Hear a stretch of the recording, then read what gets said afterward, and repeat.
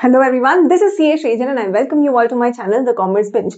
तो आज हम आ गए हैं अपने नेक्स्ट टॉपिक पे which is doctrine of indoor management. हमने लास्ट टाइम कवर किया था डॉक्ट्रिन ऑफ कंस्ट्रक्टिव नोटिस, ठीक है। उसी का एक एक्सेप्शन है doctrine of indoor management. Exception होने का मतलब क्या, जहां पर कंस्ट्रक्टिव नोटिस नहीं लगेगा वो ही है आपका एक्सेप्शन, और उसी को हम इंडोर मैनेजमेंट बोलते हैं, ठीक है। समझते हैं इसको अच्छी तरीके से। सबसे पहले तो याद कर लो कंस्ट्रक्टिव नोटिस क्या होता था, जहां पर जो प्रोटेक्ट करता था कंपनी को।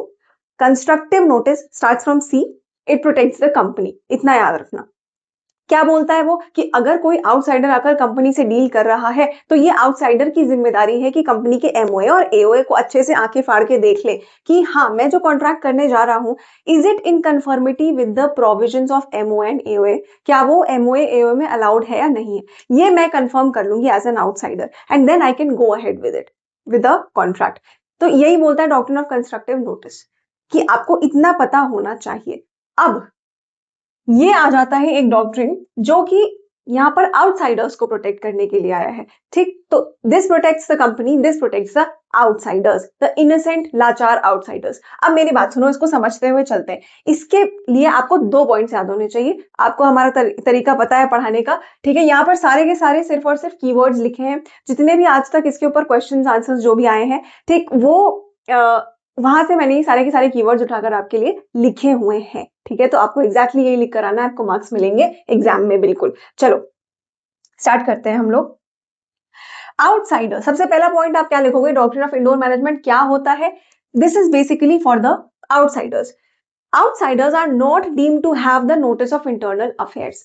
अगर मैं एज एन आउटसाइडर आई आपके पास, मेरे को कोई डील करनी है कंपनी के साथ में, तो मैं एमओए एंड एओए जरूर देखूंगी, उससे मुझे कोई नहीं बचा सकता। कंस्ट्रक्टिव नोटिस इतना बोलता है तो वो तो मुझे देखना ही है। लेकिन सपोज करो मैं आपको लोन देने आई थी कंपनी को, ठीक। अब उसमें लिखा हुआ था कि हाँ, लोन, एओए में लिखा था कि लोन लिया जा सकता है, बिल्कुल ले सकते हैं, पर एक रेजोल्यूशन पास करना पड़ेगा बाय द शेयर होल्डर्स। मैंने कहा ठीक है, अलाउड तो है ना एओए में, तो अब मैं लोन देने के लिए तैयार हूं। अब मैं बैठकर ये अंदर की बातें चेक नहीं करूंगी कि शेयर होल्डर्स की मीटिंग बैठी क्या, सबने एक रेजोल्यूशन पास किया क्या। अरे भैया, अगर इतना मुझे एज एन आउटसाइडर चेक करना पड़ जाए तो हम ही को रख लो तुम नौकरी पे। समझ आ रही है बात। तो इंटरनल अफेयर्स किस तरीके से कंपनी के चल रहे हैं, इससे आउटसाइडर को देखने की जरूरत नहीं है। आउटसाइडर क्या कर सकता है फिर, he is very much entitled to assume that the detailed formalities, यानी कि जो अंदर की प्रोसीडिंग्स है, फॉर्मेलिटीज है, 2 शब्द याद कर लो, ऑल द डिटेल्ड प्रोसीडिंग्स और the internal proceedings they have been followed correctly. तो आउटसाइडर क्या अज्यूम कर सकता है कि हमने एमओए एओए पढ़ लिया एज पर constructive notice, very much fine. अब हम क्या कर सकते हैं, we are now entitled to assume that the detailed formalities and internal proceedings have been followed correctly. बस शर्त यही है that the contract should be consistent with the MOA और एओए, बस इतनी सी बात है। तो 2 पॉइंट्स क्या याद करना है आपको, जल्दी से मेरे साथ में याद कर लो ताकि दोबारा इसकी शक्ल ना देखनी पड़े। Outsiders are not deemed to have the notice of internal affairs, not deemed to have the notice of internal affairs. Internal affairs, internal affairs, अंदर क्या चल रहा है कुछ पता नहीं है हमें, और कोई जरूरत भी नहीं पता करने की। दूसरा, अगर if they are not if they do not know the internal affairs of the company, then what, then they are entitled to assume that the detailed formalities and internal proceedings have been followed correctly. They just have to simply ensure कि जो contract है it is in conformity with the provisions of MOA and AOA. बस इतना page याद हुआ आपको। अच्छा, अगर स्क्रीनशॉट लेना चाहो तो ले सकते हो यहाँ पे। चलो आगे बढ़ते हैं। यहाँ पर आ जाता है बहुत बहुत एक इंपॉर्टेंट केस लॉ बेटा, this is the soul of this doctrine of indoor management. इसको तो आपको याद करके जाना ही है। Royal British bank versus Turquand. जल्दी से इसके हम लोग फैक्ट समझ लेते हैं। एक कंपनी हुआ करती थी कैमरन कोलब्रुक स्टीम, और इसके आगे एक और लंबा सा नाम था इसका, कुछ आगे आगे, कुछ जरूरत नहीं है याद करने की, बस मैंने रेफरेंस के लिए लिखा हुआ, ठीक है। आप सिंपली इसको कंपनी के नाम से एड्रेस कर सकते हो अगर आपके एग्जाम में आए, आपको लिखना हो तो, ठीक। अब क्या होता है यहाँ पे, याद क्या करना है, रॉयल ब्रिटिश बैंक का नाम याद करना है। रॉयल ब्रिटिश बैंक एक बैंक हुआ करता था। हुआ ये कि कैमरन कोलब्रुक ने एक बॉन्ड इशू किया रॉयल ब्रिटिश बैंक को। बॉन्ड क्या होता है, जैसे कहते नहीं हम जनरल भाषा में कि बॉन्ड भर के दे दूं क्या तब मानोगे, तो बॉन्ड भरना मतलब क्या है कि मैं ये प्रॉमिस करता हूँ कि मैं इस पर्टिकुलर डेट तक मैंने आपसे जो पैसे उधार लिए वो मैं वापस कर दूंगी, ठीक। That is a bond.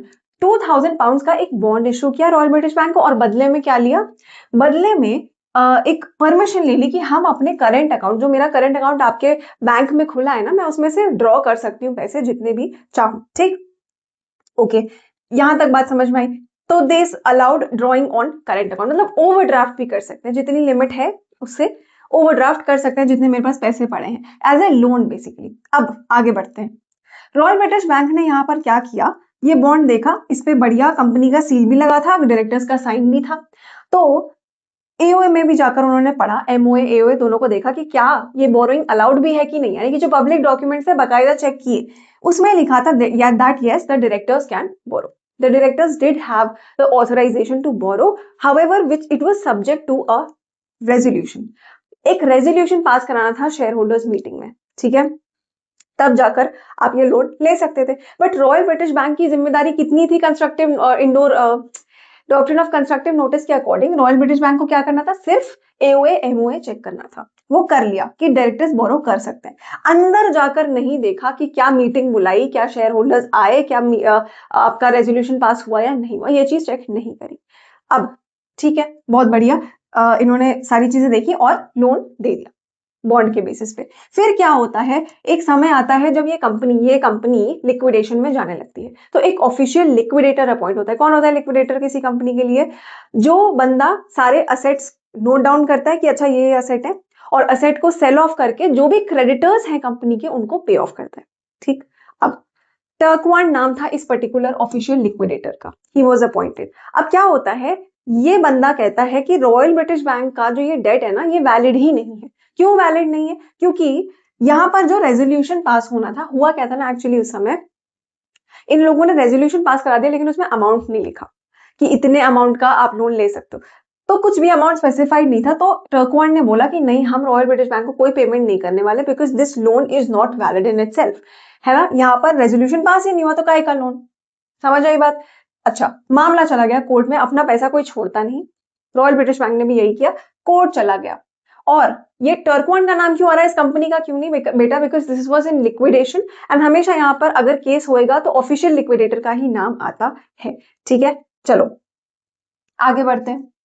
इसके बाद क्या हुआ, जब कंपनी ने यहाँ पर रॉयल ब्रिटिश बैंक ने इनको कोर्ट में घसीटा, दलील क्या दी कि हमने एओए एमओए एज पर डॉक्टर ऑफ कंस्ट्रक्टिव नोटिस बिल्कुल चेक किया था। अब अंदर क्या हो रहा है हमने बस उतनी सी बात नहीं देखी, तो कोर्ट ने भी ये दलील सुनी और बोला कि बिल्कुल सही कहा आपने, सारे पब्लिक डॉक्यूमेंट्स चेक किए, यानी कि articles allowed to borrow, articles में अलाउड था कि आप बोरो कर सकते हो, तो आपने उतना देखा काफी है। There was no need to check the internal compliances, ये जजमेंट आपने लिख के आना है कि कोई इंटरनल कंप्लायंसेस चेक करने की जिम्मेदारी यहाँ पर आउटसाइडर की नहीं है, एक एक चीज चेक करता वो नहीं बैठेगा, ठीक। तो यहाँ पर जीता कौन, रॉयल ब्रिटिश बैंक। समझ में आई बात। और ये पैसे तो भरने पड़े इन लोगों को। अच्छा, ये चीज हमारी कंप्लीट होती है। आई होप अब आप अपने हिसाब से केस लॉ का जो फैक्ट्स हैं एंड जो जजमेंट है वो लिख के आ सकते हो, राइट। अपने स्टडी मटेरियल से एक बार देख लेना, एंड एक दो क्वेश्चंस, इनफैक्ट मैं तो क्वेश्चंस आपको कराऊंगी ही, अल्ट्रा वायर्स के, कंस्ट्रक्टिव नोटिस के एंड इंडोर मैनेजमेंट के एक साथ हम क्वेश्चंस करेंगे, ठीक। वो तो मैं कराऊंगी, वहां पर भी आप देख सकते हो। ये लिखकर आना है आपने, अगर आपके पास कोई केस स्टडी आता है अपने एग्जाम में।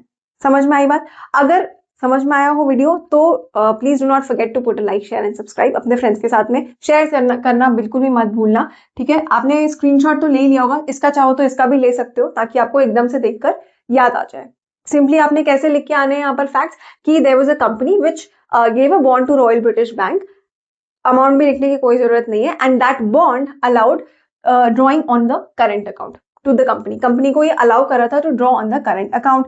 The bond had the company seal as well as the directors sign. In fact, in the articles of association also it was mentioned that the directors have the capacity, have the authority to borrow. However, it was subject to a resolution. Now, in the shareholders meeting, a resolution was passed, लेकिन there was no amount specified. और इसीलिए later on the company refused to repay the amount. However, जब ये court में गया तो a judgment came which said that the articles allowed to borrow. Now there was no need for the outsiders, for the third party to check the internal compliances. ठीक है, अब समझ में आ गया होगा आपको ये पूरा का पूरा। जरूर मुझे कमेंट सेक्शन में बताना अगर आ गया हो। अब इसके बाद नेक्स्ट हम क्या करेंगे, जो लिमिटेशंस है ना बेटा, ये लिमिटेशंस ऑफ इंडोर मैनेजमेंट एक बार ये कवर कर लेंगे।